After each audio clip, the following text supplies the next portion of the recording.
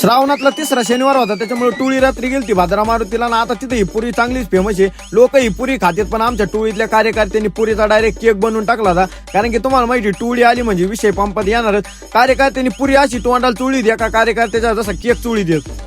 तर जय श्रीराम भावांनो, मी विक्या ब्लॉगर आणि स्वागत आहे तुमचं सगळ्यांचं आपल्या एका नवीन ब्लॉग मध्ये.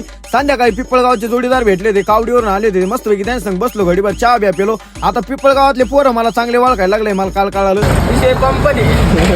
विषय तर पंपातच झाला होता. पण पिपळगावचे रजिस्टर हळूच 2 बोट करून म्हणायचे नात करते काय जावंच लागतंय कावडीला. म्हणलं काही विषय नाही. संध्याकाळी सगळी टोळी निघली ते डायरेक्ट भाद्रा मारुतीला. आता तुम्हाला माहिती आम्ही 3 चौघ असलो तरी विषय पंपात होतो ना. आता आम्ही 13 जण होतो.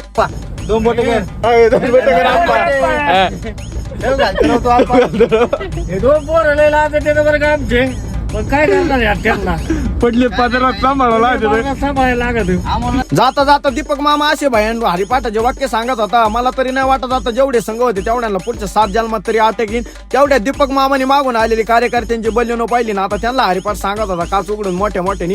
त्याच्यामुळे आम्ही जरा लय खादा हसत होतो आतमध्ये. आणि बल्यनातल्या कार्यकर्त्यांनी हरिपाठातले 2-3 वाक्य ऐकले, त्याच्यामुळे ऑन द स्पॉट गाडीच्या बाहेर येऊन डायरेक्ट हरिपाठ करायला लागले ते सगळे. हरिपाठाची समाप्ती करून मंदिरात आलो, मस्त दर्शन घेतलं. आता तिथं तर लय लुटीत होते भयांमध्ये.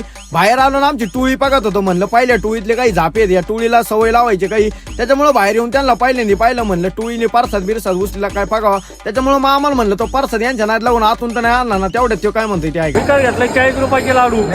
मग आम्हाला म्हणलं तो अर्थ भरोसा आई आहे भाऊ. पण ते काय म्हणतात ना, ढावळ्यापाशी पावळा बांधला वान नाही पण गुण लागला. आमच्या टोळीत संग राहून तुला गुण नको लागायला एखादा. बाहेर येऊन यांनी घेतल्या पुऱ्यान बंटी शेट काय म्हणतोय ते ऐक. आपण पदार्पण घातले पण गोबरेला पुरीची इच्छा पुरी केली. यांनी अक्षाला एवढ्या प्रेमात पुरी आणली. म्हणलं लयच प्रेम आहे काय. पण यांची खाऊ घालायची स्टाईल पाहून म्हणलं अरे एवढं प्रेम तर नवरा बायको तर नसन जेवढं तुमचे ते दाबू दाबू पुरी खाऊ घाली. तेवढ्याच आमचा मामा पियातला मामा असा ताव खाऊ खाऊ पुरी कोंबीत होता का विषयच नाही. त्याच्यात तोडमल सरण आपण आमचा मुकादम त्याला धरायला. अर म्हणलं तुम्ही सगळा विषय पंपात करून टाकलाय गाड्या.